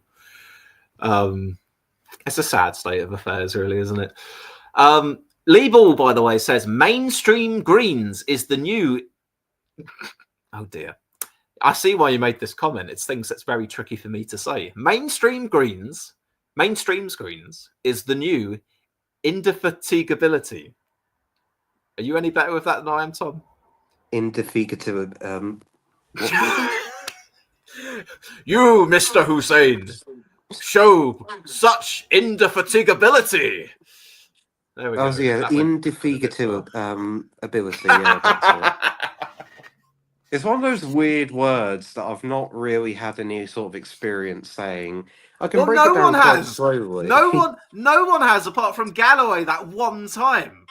If you look at all the times that word has ever been used in history, I think you will find one example, and then people just referencing that one example. Lee has spelled. Lee's done it phonetically for me. Thank you, Lee. Indefatigability. Well, it's so easy when you say it that way, and I'm trying to sound like... Oh yeah, I can break it down quite slowly. It's just saying it all in one go is the issue. Indefatigability. No, I'm done with that now. Yeah. Just quickly, before we go, Donald Trump, he's not dead, obviously. I missed this whole few days of apparently Twitter being alive with rumors about him being dead or whatever. You were probably more plugged into it. Was it genuinely at a sort of a fever pitch, or were you guys just kind of going, what a bunch of silly people saying these things? Like how much of a thing was it really, this idea that Trump's dead because we've not seen him for 2 days? Because this kind of thing crops up from time to time with certain public figures, I think. For me, it was more of a case of, nah, he's not dead, and he's nowhere near dead, and he probably won't be anytime soon. The thing about Trump is, I'm not dead. I'm nowhere near dead. I probably won't be anytime soon. Sorry, carry on. The thing about Trump is that he's kind of complicated when it comes to his health because he lives an incredibly unhealthy lifestyle by eating McDonald's, drinking Diet Coke, and barely sleeping and not doing much physical activity. But at the same time, there is a tendency for people who are basically wicked living for incredibly long periods of time than they really ought to live for that long and just outlasting so many people by comparison who are on a more morally good level. And he also has access to basically the best healthcare in the entire world and is surrounded by some of the best doctors that are alive amongst humanity at the moment. So I don't think he's dead, and I don't think he probably will pass at any point during his presidency. Um, Also, there's the fact as well that US presidents live incredibly long times anyway. Like, if US presidents are not untimely, meet an untimely demise, whether it be due to illness or violence, most of the time they live far longer than the average person does. Like Reagan, for example, was in his mid 90s when he passed away. George H.W. Bush lived for a similar amount of time. Jimmy Carter lived until he was like, what, 100 years old? So they live incredibly long lives when they get the job for some reason.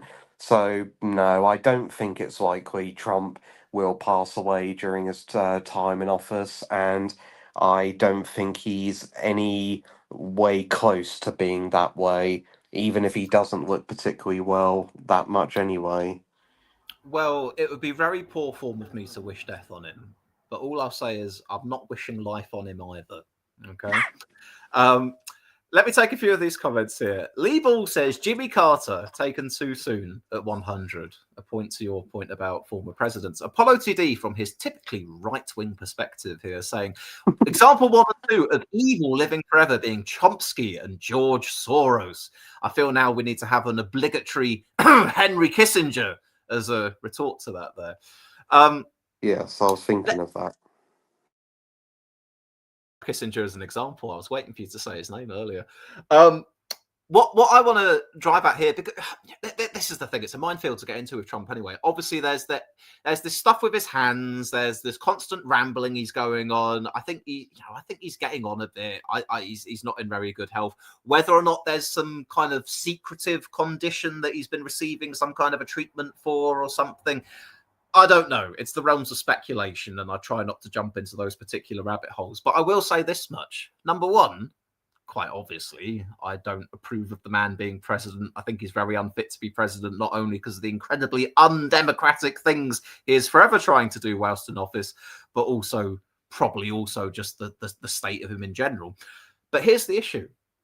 Unfortunately, as much as those arguments can be made about the appropriateness of Trump being in office, and I believe that those are probably quite legitimate arguments to make, unfortunately, the Democrats did themselves no favors by propping up the corpse of Joe Biden for 4 years.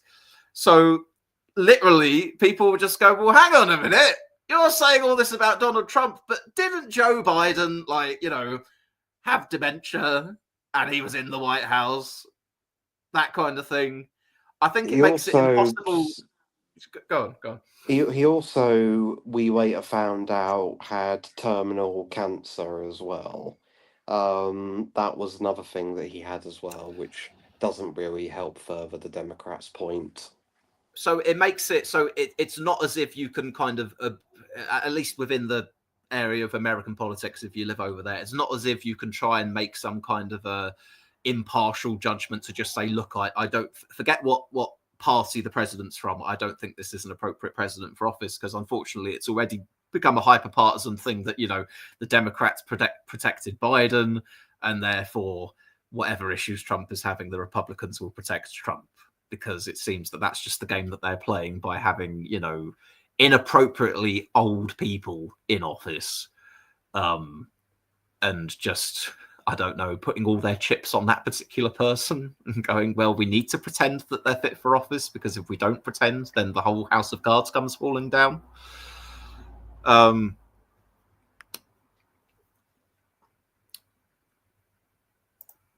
Apollo says, don't forget Hitler is currently 136 years old and living in Chile.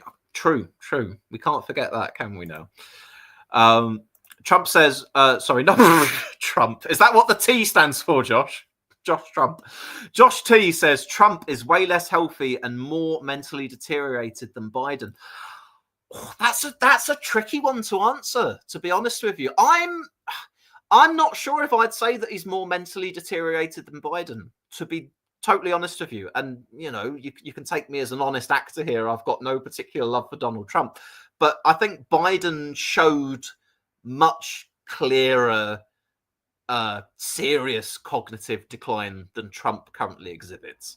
I'm not by any stretch saying that Trump is not exhibiting decline, but Biden seemed, a level of magnitude further along and worse. Although it's really, we're really grading on a curve here where we're comparing the current and the former US president of how far gone they both are versus one another, when clearly they both are. Yeah, I suppose if you don't factor in Biden's cancer and you're just talking about physical bodily health, then probably Trump is less healthy in terms of, like, being obese and a diet of McDonald's and all the rest of it there. But I'm not sure I can quite say that Trump's as far along the garden path as Biden is. Lee Hallam sums it up here. Trump is a loony, but he doesn't have dementia. I'll put. I think the thing is, Trump's very personality, the essence of Donald Trump himself, lends himself to being batshit. And, and the thing is, that also overlaps with a person with serious cognitive decline also seeming quite batshit. Now, I think at his age and the way that he is, there probably is some degree of cognitive decline there, no doubt. But I'm not quite convinced that we're at Joe Biden levels in Donald Trump yet. But nonetheless, again, I return to my original point. I still do not think Trump is an appropriate person to be holding office in the US for a magnitude of reasons. You can take your pick of those, but there we are. Tom, it has been a marathon 1.75 hours stream, and it's been a good few weeks since me and you have chatted to the dear viewers. I want to say thank you very much for joining me, and well, I suppose, are there any final points you wish to make about anything that we've discussed so far? Not really any final points, other than just basically that watching the crumbling of the Labour Party is a very amusing but also very tragic thing to witness.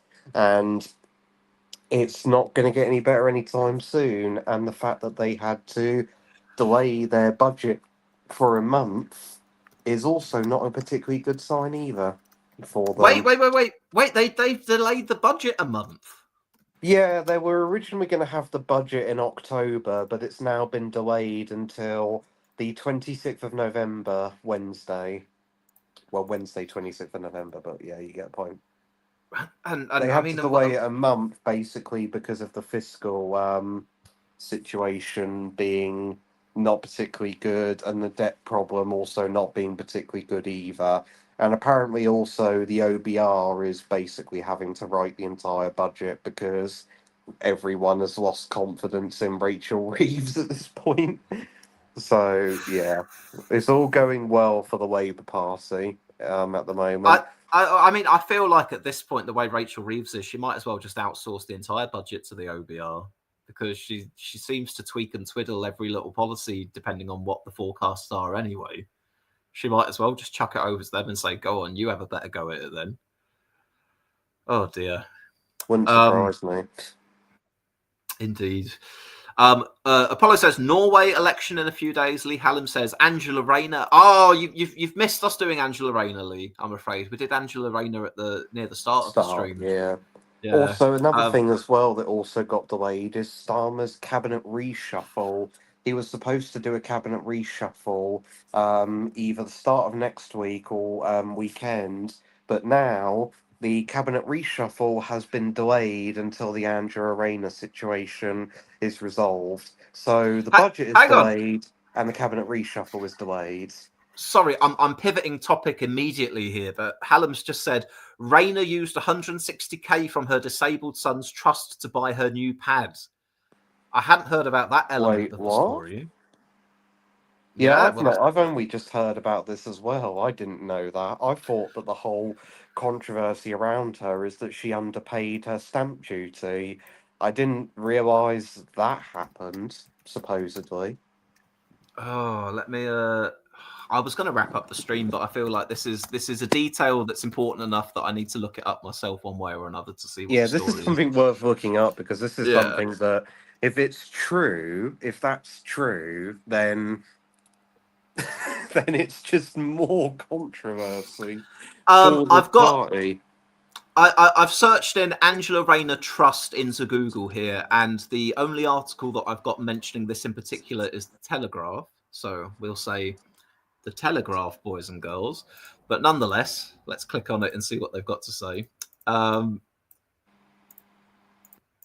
Let me just bring this up here. So Deputy Prime Minister sold share of her Ashton-under-Lyme house to Child's Trust for 165,000. Rayner used disabled son's NHS compensation to buy. Angela Rayner used 160k from a trust set up to care for her disabled son to buy the 800,000 seafront flat at the centre of a Sleaze inquiry. She sold a 25% share of her house in Ashton-under-Lyme to the trust for 162. Blah blah blah. She said on Wednesday that her son, who was born prematurely, had received an award in 2020, and the trust was then set up to look after his interests. The Telegraph understands the payout followed an 11-year legal battle waged between the Rayners and the hospital where her son was born. Sources suggest the NHS had paid compensation following difficulties during his birth and subsequent care in 2008. It's unclear how much money was paid out as part of the damages claim, but it was clearly sufficient for the trust to buy Miss Rayner's share at the end of January this year. She then used the money as deposit on the flat in Hove she purchased in May of this year, which she now has a 650,000 mortgage. Well, I mean, oh dear. Is the disabled son living at the new house? Is that the way that you can perhaps try to put a spin on that? I don't think they are. I don't think he is. He better be, Tom. He better be. He better have a fucking ensuite in that place. Because if he doesn't, with a fucking £1 million home, I would hope that he does. Nearly £1 million home, I'd hope so. But if not, well, what I'm wondering is if he's not living there, why was the house bought in the first place? That's the thing I'm trying to figure out from all of this. Why was this house even purchased? For what reason? Or was it just like a holiday home of sorts? I'm done with these fucking shitbags. I'm finished with it. They're all finished. I'm not interested. Rayner, Starmer, Rachel Reeves, Farage. Lee Hallam has confirmed the kid does not live at the house in the home. He said here, no, the kid lives with dad in Ashton. She visits every few weekends. Lee Ball says though, the other Lee in this game of Lee ping pong, the other Lee says it could be in the process of getting adapted for his use. Do you want to give any to that? Maybe it could be. Maybe. Maybe. I don't know. It might be. You never know. It could be. I mean, I hope so. I hope it's being adapted for that use because otherwise, I'm really just scratching my head at why this property was even purchased in the first place. This whole thing is now just turned into a rabbit hole of incredible strangeness. You've got, so first of all, this started off with the house being bought. Then it was stamp duty debacle, where originally it was claimed, no, I paid the stamp duty in full, I didn't underpay it. And then the tax lawyers got involved and said, yes, you did underpay it. And now this has been submitted to an ethics committee. And now we've got about £160,000 from a trust that has contributed in part to the purchase of this house. What's going on? I'm very confused. Oh, Apollo TD claims that the new property in Hove is for Rayner and Sam Tarry, whoever that is. That's what Apollo TD claims. I see. Well, you know what? You know what, right? In a way, this reminds me a little bit about the whole Zach Polanski hypnotist boob enlargement self Oh, body image thing, which is where an additional detail to something is brought up, and then I find myself faced with people coming at me from both sides saying, hang on a minute, this is what happened. No, wait a minute, this is actually what happened. Oh, but you're not taking into consideration.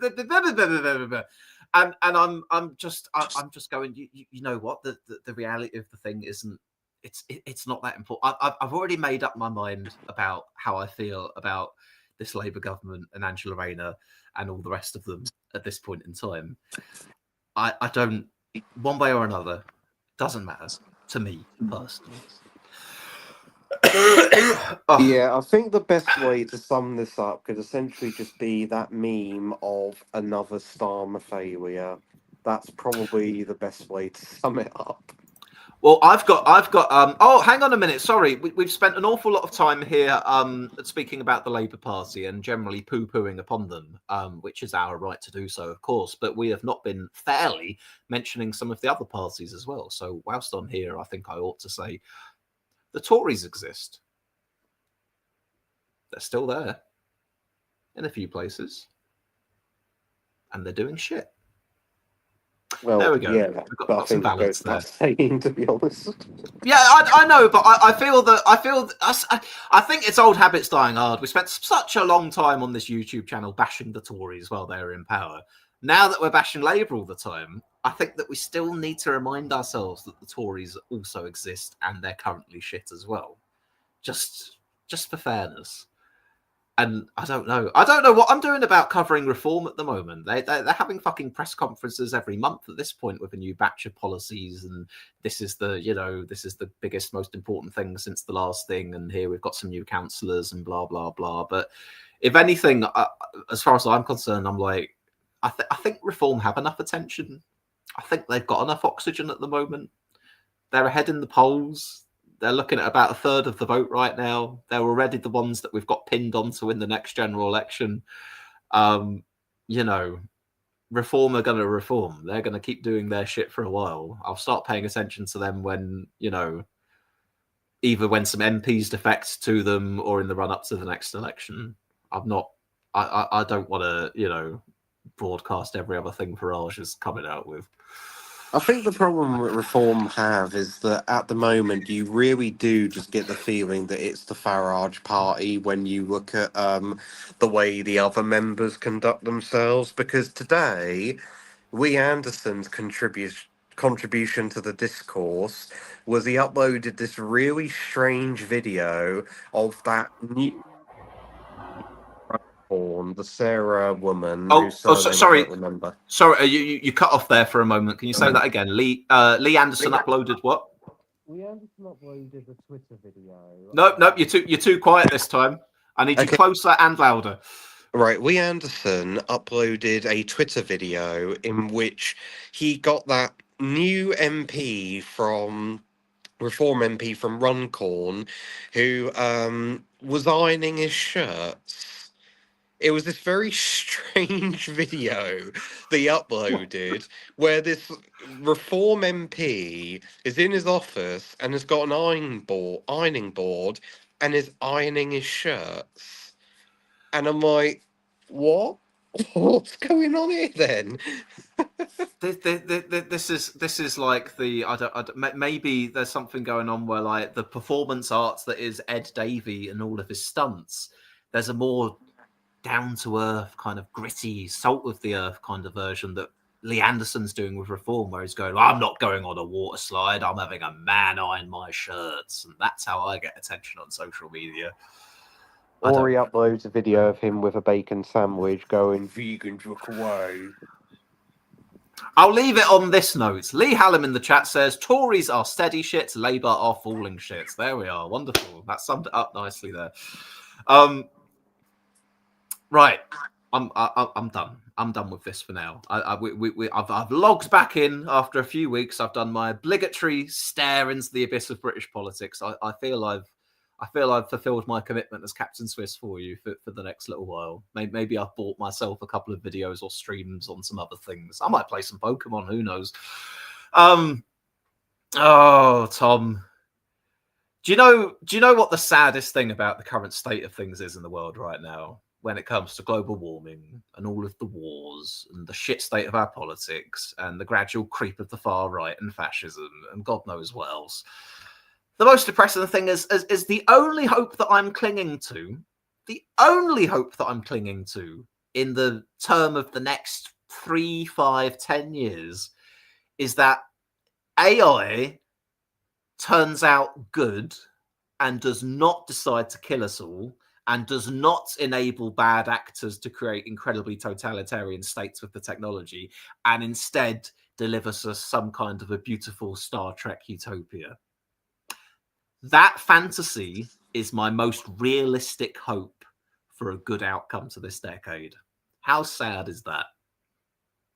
That kind of shows the desperate state of situations, but it seems to be the only real hope that we got, because with the way things are going right now, Starmer's premiership is going to be joining a long line of centre-left leaders, from Olaf Scholz to Joe Biden, who get in and are completely unsatisfactory and lose after a single term in office, and then a right-wing alternative ends up replacing them. So, yeah. I mean, but with the way it's going, Joe Biden's bad performance and Olaf Scholz's bad performance is going to look like superstars compared to what Starmer's going to offer up in 2029. Last few comments here. King Alaska says the shit budget coming November. I hope that's how it's remembered in history. You know, the same way you have like Black Wednesday, the shit budget, the financial crisis, the shit budget of 2025. Apollo says the AI will create the Borg. Lee Hallam says, I watched War Games the other day, AI prediction with Matthew Broderick. Oh, I've not seen that. I watch a little bit of AI stuff on YouTube. One day I might do a stream where I really talk to you all about the scale of my techno optimism and all of the wonderful things that I think we could get as a result of AI in the next 5, 10, 15, 20 years, because I've got a bit of an eye for futurism at the moment. It's one of my little pet projects looking into, so I might do that with you at one point. God knows I need something to distract me from this. Anyway, Tom. Or to finally end it off, we could have a situation where the AI that exists is just basically people going up to it and being like, "Oh, do flowers exist?" And then they go, "Grok, is this true?" Lee Hallam says, "Oh dear, it's a 1983 film with real people." Oh, I did not even realise, Lee. I'll say quickly, you know what I think the worst outcome could be? We end up getting a super intelligent AI, but sadly, and we decide that it's so super intelligent, we're going to get it to run everything for us. It can run the economy, it can run the country, it can do everything. We'll just hand it all over to the AI. But unfortunately, the training data that the AI has had to go off of has been the real world examples of the leaders who have been running our country. So in fact, the AI will be super intelligent, yes, but still following the same kind of shit policies and the same kind of complete inadequacy. So Oh you God, ask can you AI, imagine? you will type into ChatGPT or the equivalent. The economy is undergoing some problems with productivity, and the amount that we are having to borrow is the interest is higher than ever before. We've got all these multifaceted problems. How are you going to solve it? And then the AI is going to say, I am mission driven. I want to deliver. And that's the extent of the response we get from it. Yeah, I mean, God, I was gonna say, imagine Rachel Reeves, but as an AI. But well, would it be much different considering what she's like at the moment? Lee Hallam has said, Keir Starmer is AI. Haven't you figured that out yet? He might as well be. Right, I'm done. I'm done. You know what? We've ended on I like how sometimes we will end these streams on an incredibly pessimistic note, but at the same time, we managed to whip ourselves up into quite a good mood as a result of it. By the sheer absurdity of it all, we go, we've ended on a laugh at the very least. So there we are. Anyway, dear viewers, thank you very much for joining me and Tom on this politics update. I hope you've enjoyed. Please do drop the stream a like. Leave some comments, give Captain Swiss some money, do some other thing that I didn't think of to list, but is also equally valid within this space. Click the bell to be flagged when YouTube makes uploads for me, or not be flagged, as it sometimes chooses not to do. Tom, I'm failing here. Give me something. Give me something snappy and witty to send the viewers home with. Go on. What can we tell them that's really gonna? They're gonna go. That was clever. Well, I mean, a good example, bringing it back to AI and Rachel Reeves again. One of the more derisive names that Rachel Reeves is called, especially by the online right, is Rachel from Accounts. So I was thinking that if having an AI run the government isn't that much different from Starmer's government, the new Chancellor of the Exchequer would be ChatGPT from Accounts. Okay, all right. I see where you're riffing with that one. I'm afraid though, you might have been beaten by Lee Hallam in the chat here, who has said, "Will it be English flagged?" Ho ho ho ho ho ho. There we are. Apollo TD says, like the stream people. Thank you very much, folks. Catch you all later on. Be good to one another. Ta-ta for now. Goodbye.